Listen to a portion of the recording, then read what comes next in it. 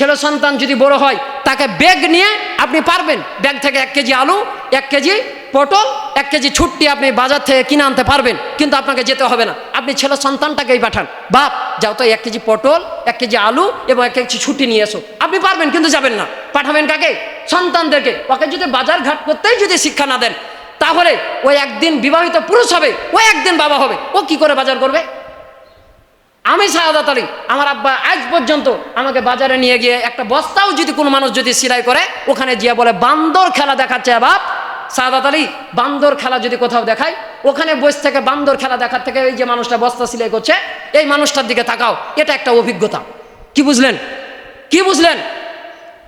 একটা খলিফার আগাদিকেও যদি দাঁড়ান বা ছেলে সন্তানকে গিয়ে যদি বলেন এই যে দেখছো খলিফাটা সেলাই করছে, এটা একটা অভিজ্ঞতা। এরকম করে অভিজ্ঞতাগুলো শিক্ষা দেন। বাজার করার ছেলে সন্তান মানুষ হবে। আজ পর্যন্ত তেলাপোয়া মাছ কোনটা আর ইলিশ মাছ কোনটা তাই চিনেন, তাই চিনেন, আর বিয়ে করার জন্য পাগল হয়ে পড়ে আজকালকার ছেলেপিলে।